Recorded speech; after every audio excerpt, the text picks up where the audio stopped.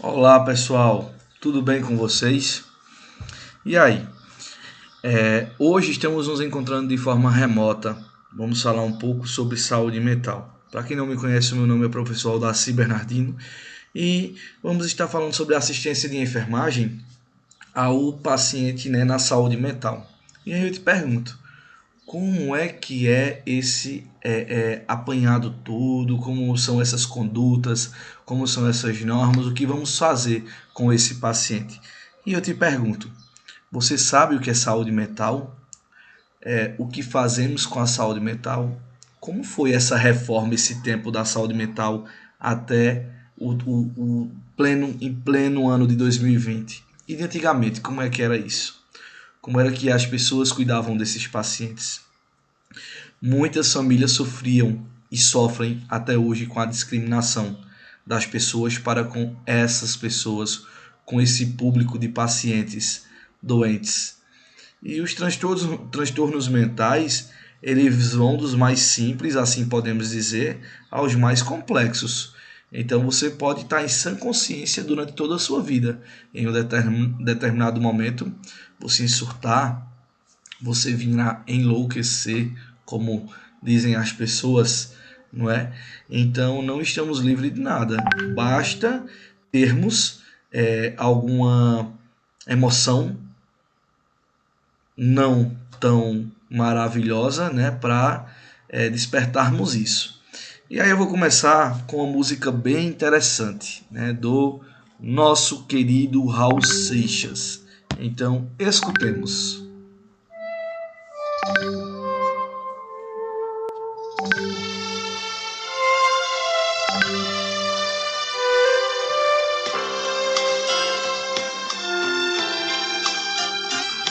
Enquanto você se esforça para ser um sujeito normal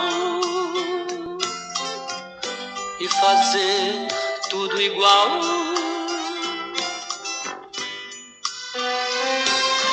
eu do meu lado aprendendo a ser louco, um maluco total,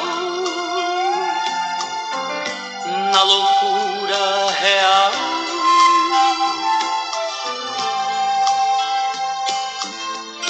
Controlando a minha maluquez, misturada com minha...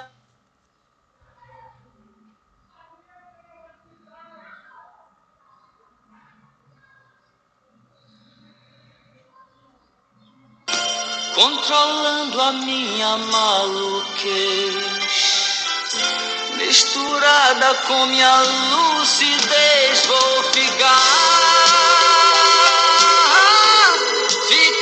com certeza maluco, beleza, eu vou ficar com certeza maluco, beleza. E esse caminho que eu mesmo escolhi é tão fácil seguir, por não ter onde ir.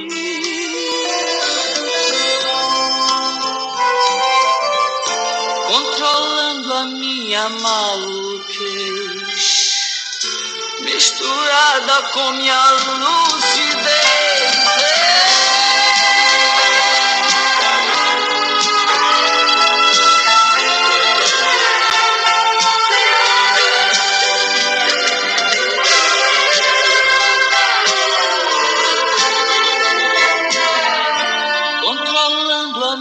Maluquez, misturada com minha lucidez, vou ficar com certeza maluco, beleza, eu vou ficar com certeza maluco, beleza, eu vou ficar com certeza maluco.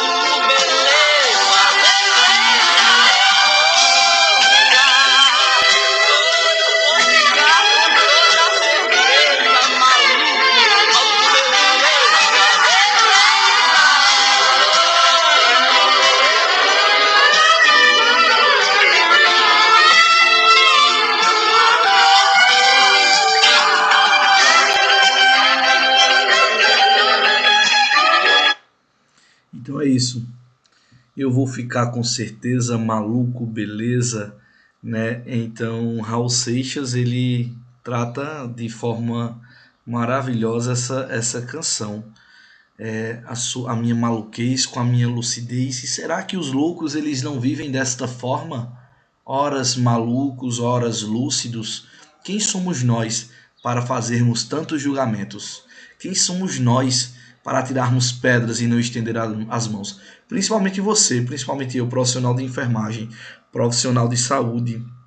É isso, né? Quantas pessoas elas não vivem ali depressivas, elas não vivem sob a esquizofrenia, os diversas formas de tratamento. O que são transtornos mentais, né? O que são esses transtornos que tanto assola a humanidade? Então, podemos falar, por exemplo, né, do transtorno de ansiedade. Estou ansioso. Ora, assim, então eu tô com algum problema de saúde mental? Sim, claro. Se eu estou com ansiedade, sim. Se eu estou com transtornos psiquiátricos, né? Então, diversas são as formas de tratar. O que é ansiedade? O que é que em pleno ano 2020 nós, como nós estamos, né? Então, ansiedade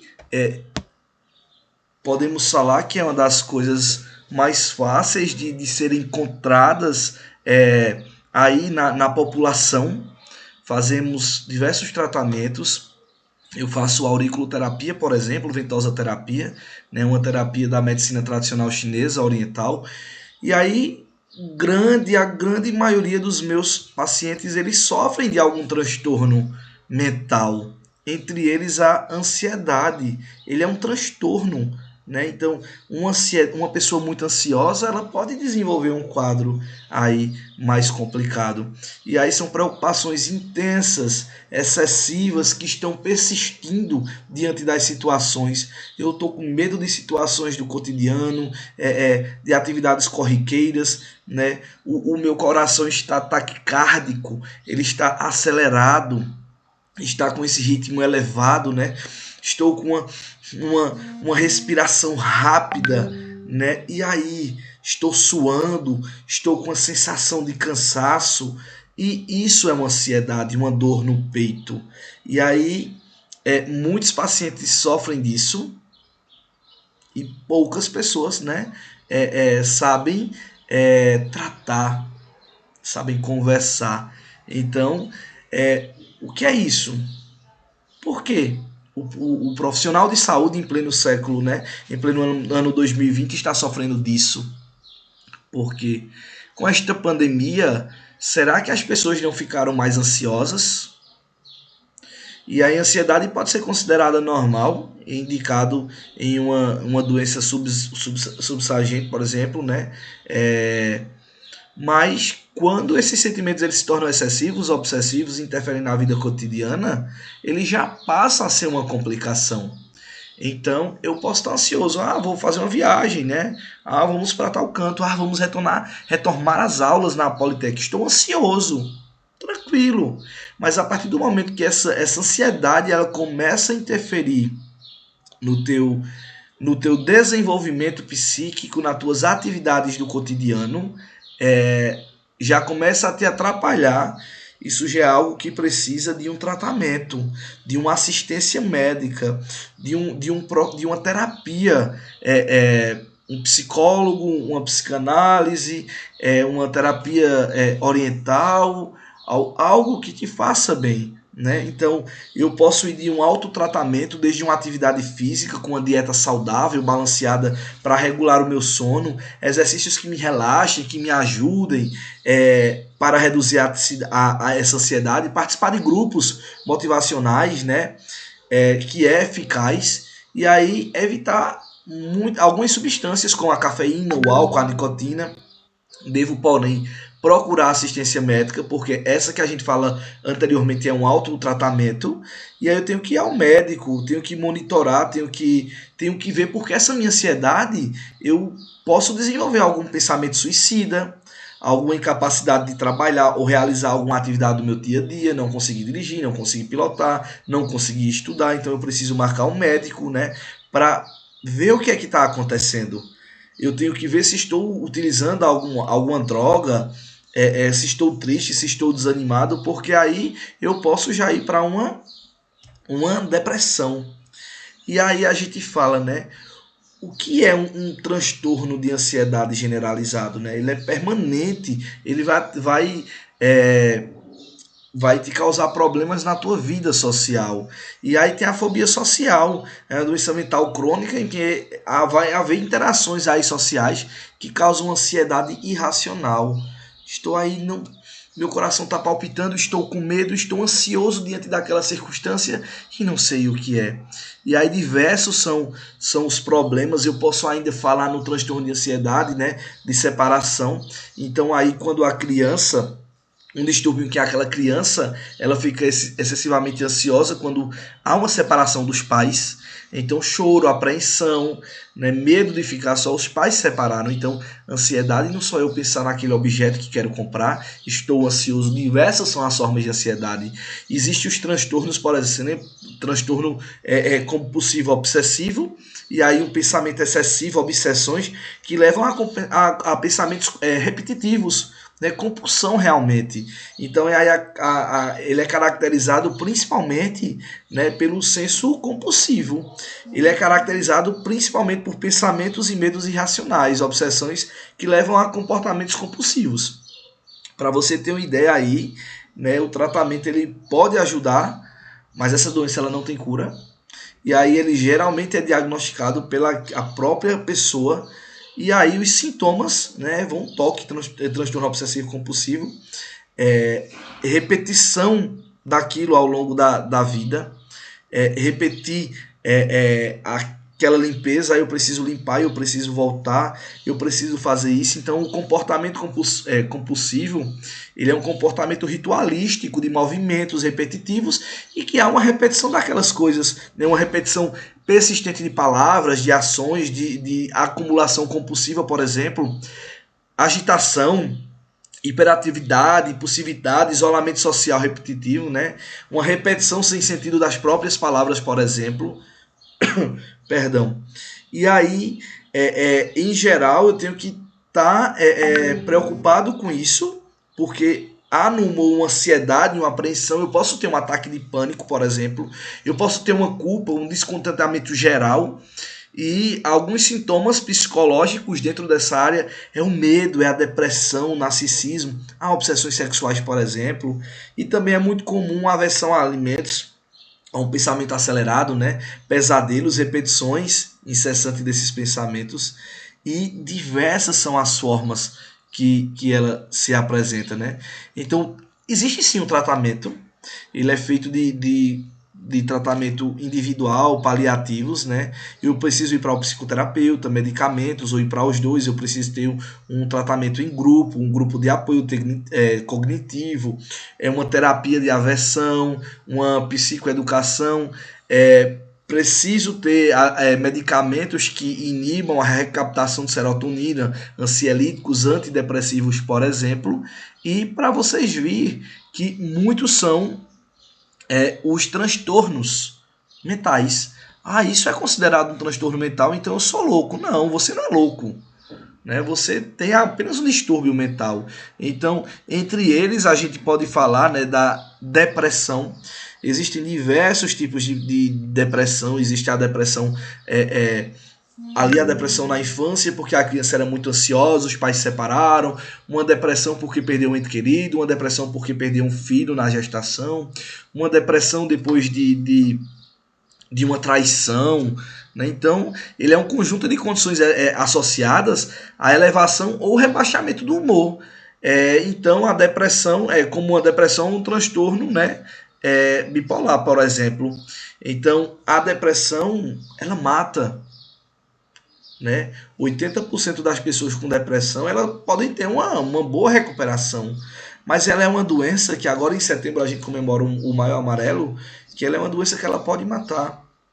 Ninguém sabe como está o coração, como está o psíquico, como está a mente daquela pessoa. E a pessoa, diante dessa combinação de tristeza, de melancolia, ela pode vir a provocar o suicídio. Ela pode deixar de comer, ela pode deixar de se alimentar, de ingerir água, de sair. E aí vai causando outras patologias. Então esse distúrbio, né, é um distúrbio persistente, perda de interesse em atividades das mais complexas. Hoje eu não quero tomar banho, hoje eu não quero me alimentar, hoje eu não quero ir para casa de alguém, hoje eu não quero fazer um inúmero de coisas, de transtorno, de atividades. E é caracterizado. Hoje eu posso estar triste, mas amanhã eu posso estar feliz e hoje aconteceu apenas um episódio. Isso é depressão? Não. Isso foi algo que é normativo da vida, tristeza e alegria, né? Todo mundo vive tristeza e alegria naquele dia, mas eu posso considerar a depressão como uma repetição disso, uma repetição da melancolia, uma repetição do desprezo, da tristeza. Ninguém sabe o que aquela pessoa falou, ninguém sabe o que aquela pessoa passou. Então, muitos pacientes estão isolados, estão doentes por causa da depressão. E muitos ainda dizem que a depressão é besteira, que a depressão não mata. Pessoal, não tenhamos em nossa mente a visão de que a depressão não mata. Diante dessa forma que o ser humano está, ele pode vir a cometer um suicídio. Quantas pessoas vocês não escutam por aí? Cometeu um suicídio porque estava depressivo. Então, peraí, a depressão mata ou não mata? Se ela não for cuidada, sim. O tratamento ele é feito com auxílio médico, ele precisa ter um psicólogo, um psicanalista, uma musicoterapeuta, uma terapia em grupos. Ele precisa relaxar, ele precisa se encontrar, ele precisa encontrar a raiz do problema para sanar essa dor. Então as causas, né, mais comuns, mais possíveis, elas incluem uma combinação ali, origens biológicas, psicológicas, sociais, angústia. Então, alguns estudiosos falam que isso aí é tratado de forma... Isso vem de forma hereditária, de hereditariedade, outros dizem que não. E aí a gente sabe que são fatores ali da função cerebral, né? Uma alteração nessa atividade neuronal no cérebro, que acontece isso. O que foi que aconteceu? Uma tristeza permanente. E aí? E aí ele requer um diagnóstico médico. E muitas vezes as pessoas elas conseguem, né, se perceber desta forma. E a sensação persistente de tristeza, perda de interesse, que vai caracterizar a depressão, ela pode levar a uma variedade de sintomas físicos, comportamentos, né? Eles podem incluir alterações no sono, no apetite, nível de energia, a concentração, por exemplo, comportamento diário, né? A autoestima que não tem. A depressão ela pode ser associada a pensamento suicida, como eu havia falado anteriormente. Eu vou morrer. Não quero viver. Para que viver se estou sofrendo? E aí o tratamento ele consiste em uso de antidepressivos, uma ação contra a depressão. Então ele inclui medicamentos, psicoterapia, a combinação dos dois. E existem inúmeras coisas que podem ser feitas, mas ela é uma doença. Né? A depressão é uma doença. E aí a gente vai falar um pouquinho agora sobre a síndrome do pânico. Alguém já ouviu falar sobre síndrome do pânico? Síndrome do pânico é uma doença, um transtorno mental, né? Então, geralmente, ela pode ser diagnosticada em pessoas que experimentam ataques de medo e pânico de forma espontânea, né? Repentinas, inesperadas, são episódios de síndrome do pânico, o próprio nome já diz. Ela é marcada por uma crise ansiosa. Estou ansioso, né? Estou passando por isso. Não se explica o porquê. Por que está associado, né? Ele é semelhante a um ataque cardíaco. As pessoas que têm crise de pânico, elas sentem uma dor muito forte no peito, né? E elas sentem uma falta de ar. Elas não conseguem ter uma boa respiração, porque elas ficam ofegantes, o coração fica taquicárdico. E as pessoas que têm síndrome de pânico, elas podem elas devem ser tratadas, né? Então ela vai de crises repentinas de ansiedade aguda, como a gente fala lá no começo, né? Marcadas por medo, desespero, associado a sintomas físicos e emocionais aterrorizantes. A pessoa sente que o coração ele vai pular. Então, assim, de certa forma, são inexplicáveis essas crises de ansiedades, certo? Não se sabe o porquê. Ela pode ter uma variação ali de 10 minutos, de 5 minutos, vai depender muito do paciente, e ele acha que vai enlouquecer, eu vou enlouquecer. E ela não existe uma idade específica para se acontecer isso, ela pode acontecer a qualquer momento, né? Ela vai geralmente se manifesta na adolescência, né, no início da idade adulta, não vai ter um motivo ali que se apresente desta forma, e as várias vezes no mesmo dia ela pode ocorrer, durar várias semanas, durar vários dias, e as pessoas ela podem estar dormindo e ter um pesadelo e cair numa crise de ansiedade aí também. Então a síndrome do pânico vem desta forma, né? Então não se sabe quando ela vai acontecer, como ela vai acontecer, se vai ser branda, se vai ser, não se sabe. E aí as mais comuns, né, dessa forma, esse distúrbio de ansiedade, eles são de espaços, medo de espaços abertos com muita gente, lugares fechados, né? Esses pacientes que têm essa síndrome, eles são portadores dela, eles não sabem quando vão ter um ataque de pânico ou não. E aí ele atinge mais mulheres que homens, certo? Atribui-se com maior frequência no sexo feminino, por exemplo, por causa da sensibilidade, né? Sensibilização dessas estruturas aí cerebrais, a flutuação, a forma dos hormônios, visto que a incidência desse pânico ele aumenta no período fértil da vida. E aí os principais sintomas: medo de morrer, medo de perda e controle, vou ficar louco, meu Deus, vou ficar louco, e agora? A pessoa, né, tem um desligamento do mundo exterior com o que você está vivendo, vive num sonho, é uma desrealização, digamos assim, uma distorção da vida do mundo, que impede aquela pessoa de diferenciar o mundo que a gente está de uma realidade, por exemplo. E aí dor, desconforto no peito, que a gente falou agora, né? Pode ser confundida com aquela dor do infarto, uma palpitação, um ataque cardíaco que a gente fala, sensação de falta de ar, sufocamento, sudorese, náusea, estou com dor abdominal, estou com tontura, calafrios, estou com formigamento nas extremidades, por exemplo. E aí o diagnóstico dessa síndrome de pânico, existem critérios para serem observados, né? O médico ele consegue ver isso, o psicólogo ele vai nas conversas perceber isso e vai dar encaminhamento. Existe aí grupos que são importantíssimos para trabalhar nessas crises, né? É muito importante.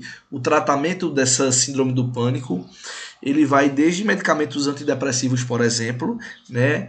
Aqueles grupos que a gente fala agora há pouco, e geralmente ele pode durar períodos curtos ou períodos longos, continuados, então isso precisa ser observado, né? Então é um transtorno mental, é um transtorno que vem da mente. A mente ela cria essas projeções. Então, existem muitos tipos de transtornos mentais, pessoal. Existe até um CID, uma classificação internacional da doença, que trata um pouco sobre essa realidade. E aí eu te pergunto, né, como é que você está? Como é que está a tua saúde mental? Você já teve algum desses sintomas? E aí? Vou passar também meu e-mail, tá certo? Para algum questionamento. A gente vai estar tratando sobre isso, sobre essa temática maravilhosa. E aí a gente fala sobre transtorno, né, bipolar. Ele é um transtorno associado ao senso de humor, né, que vão desde depressão a episódios de obsessão. Então a causa exata do distúrbio bipolar ele não é conhecida, mas acredita-se que seja influenciado, portanto, por uma combinação de fatores genéticos, ambientais, estrutural, né, e química dentro do cérebro. E aí cerca de 2 milhões de pessoas no nosso país eles têm, e aí ele pode durar anos ou a vida inteira, requer um diagnóstico médico, e aí essa doença ela não tem cura. Então são episódios ali, pessoal, maníacos, incluindo sintomas como euforia, dificuldade para dormir, a perda de contato com a realidade. Já os episódios depressivos, por exemplo, como a gente falava anteriormente, né, eles são caracterizados por falta de energia, por falta de motivação, por uma tristeza exacerbada, e aí, além da perda de interesse na vida cotidiana também. E esses episódios de alteração de humor, eles podem durar meses, durar, né, semanas, e pode estar associado a pensamentos também suicida.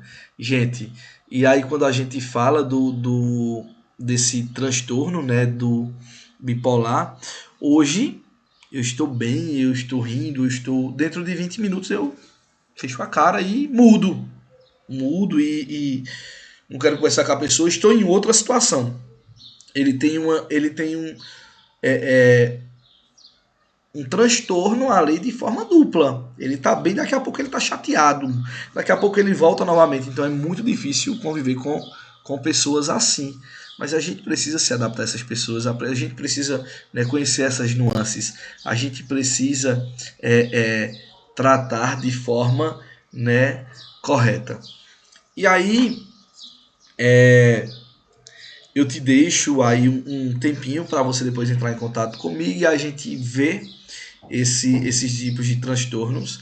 E eu quero que você cite 3 exemplos de transtorno mental e de comportamento, por exemplo, e você associar eles, né, à conduta do técnico de enfermagem. Qual a conduta do técnico de enfermagem?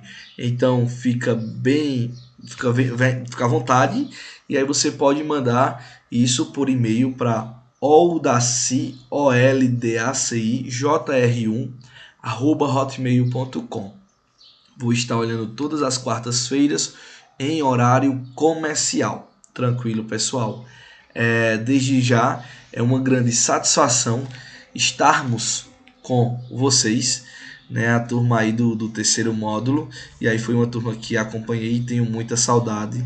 E logo, brevemente estaremos, né, abraçados, nos confraternizando e tratando de outras disciplinas tão importantes, né? Disciplinas tão importantes para a nossa formação. Então, diversas turmas formamos na Politec Caruaru, diversas turmas apadrinhamos e é uma sensação neste momento de gratidão por estarmos juntos com vocês, mesmo que de forma remota. Então, estamos de forma remota, mas não vamos desperdiçar o nosso tempo, vamos continuar a estudar. E aí, essa frase eu usei no meu trabalho de conclusão de curso e gosto muito desta frase de Leonardo da Vinci. Inclusive, nas escadarias da Politec Caruaru, quando subimos, temos à nossa frente um estudante que tem essa frase. E aí, quando eu cheguei lá para dar aula, eu me surpreendi, né, que é uma frase que gosto muito, que faz parte de mim. E diz que aprender é a única coisa de que a mente nunca se cansa, nunca tem medo e nunca se arrepende. Então que possamos aprender sempre, né, para que nossa mente fique aí preparada. E aí ninguém vai te roubar isso, tu nunca vai estar cansado, sempre vai estar inspirado. Gente, terceiro período, um grande beijo, um grande abraço. Fica aqui a minha gratidão por estarmos junto com vocês. Eu fui um dos primeiros professores da Politec Caruaru de enfermagem, né? Fundamos a enfermagem dentro da Politec Caruaru e agora é uma grande satisfação de recebermos o convite para sermos também os primeiros professores para estarmos na disciplina EAD, à distância. E fui também um dos primeiros professores a iniciar os estágios com os alunos da Politec Caruaru. Então tenho um legado, né, dentro dessa instituição e é uma satisfação imensa estar com vocês. Um grande beijo, um grande abraço, estamos juntos. E a palavra é gratidão. Não se desesperem, estamos fazendo a nossa parte, façam portanto a de vocês e bola para frente. Seguimos todos juntos. Um grande beijo. Coloquem como verbo, né, conhecer as categorias e as diversas formas de tratamento dos transtornos mentais e de comportamento e a gente vai se falando. Certo? Um beijo, pessoal!